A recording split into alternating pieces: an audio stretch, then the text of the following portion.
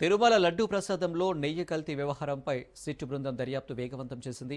అరెస్టుల పర్వం కొనసాగుతుండటంతో తదుపరి చర్యలు ఎవరిపై అన్నది చర్చనీయాంశంగా మారింది. టీటీడీలోని కొందరి సహకారం లేకుండా ఇది జరగదన్న ఆరోపణలు వినిపిస్తున్న తరుణంలో ఆయా విభాగాల్లో గుబులు రేపుతుంది. ఈ నేపథ్యంలో సిట్ బృందం మరికొందరిని అరెస్టు చేసే అవకాశం ఉందని తెలుస్తుంది. ఈ కేసులో ఇప్పటికే టీటీడీ ఈఈ సుబ్రహ్మణ్యంను అరెస్టు చేసిన సిట్ తాజాగా మరో 11 మందిని నిందితులుగా చేరుస్తూ ఏసీబీ కోర్టులో మెమో దాఖలు చేసింది. 11 మందిలో 7 టీటీడీ ఉద్యోగులను సిట్ నిందితులుగా తెలిపింది.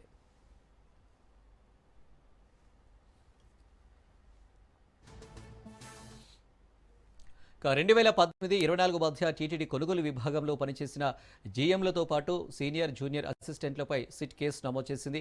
గతంలో మార్కెటింగ్ ప్రొక్యూర్మెంట్ జీఎంలుగా పనిచేసిన జగదీశ్వరరెడ్డి, మురళీకృష్ణలతో పాటు ఎస్వి గోశాల మాజీ డైరెక్టర్ హరినాథరెడ్డి పైన సిబిఐ సిట్ కేసు నమోదు చేసింది. దీంతో త్వరలోనే మరికొంతమంది ఉద్యోగులను సిట్ అరెస్టు చేసే అవకాశం ఉండడంతో టీటీడీ ఉద్యోగుల్లో టెన్షన్ నెలకొంది.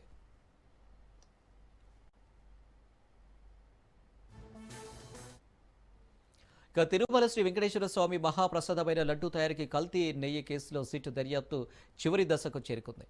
ఏడాది కాలంగా విచారణ జరుపుతున్న సిట్ బృందం బోలేబాబా డైరీ రసాయనాలతో నకిలీ నెయ్యి తయారు చేసి టీటీడీకి సరఫరా చేసినట్లు గుర్తించింది. మొత్తంగా 68 లక్షల కేజీల నెయ్యి 251 కోట్ల మేర మోసానికి పాల్పడినట్లు సిట్ బృందం గుర్తించింది.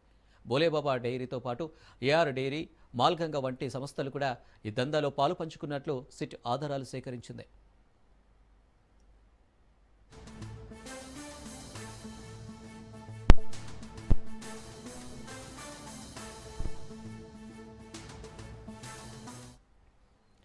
ప్రసాదం పవిత్రతను దెబ్బతీసి కల్తీ నెయ్యి వాడినట్లు పూర్తి ఆధారాలను కూడా సిట్ సేకరించింది. ఇప్పటికే ఈ కేసులో ప్రధాన నిందితులుగా భావిస్తున్న బోలేబాబా ఎండీ, డైరెక్టర్లతో పాటు ఈ కేసులో ప్రమేయం ఉన్న పలువురిని అదుపులోకి తీసుకుని కీలక సమాచారాన్ని సేకరించింది.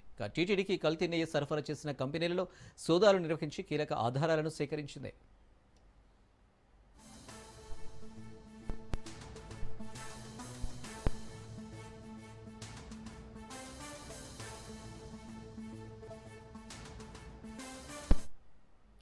ఈ కేసులో టీటీడీ మాజీ చైర్మన్ వైవి సుబ్బారెడ్డి వద్ద పనిచేస్తున్న చిన్న అప్పన్నకు కీలక సూత్రధారిగా కూడా సిట్ గుర్తించి అరెస్టు చేసింది.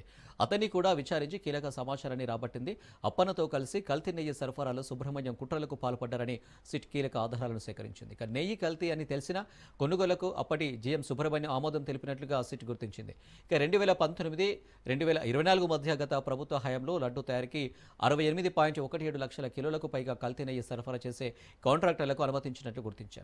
ఈ నకిలీ నెయ్యి విలువ సుమారు 251 కోట్లుగా తేలగా కిలోకు 25 రూపాయల కమిషన్ తీసుకుని చిన్నప్పన్నతో కలిసి సుబ్రహ్మణ్యం కాంట్రాక్టర్లను ప్రోత్సహించడాన్ని తేలింది.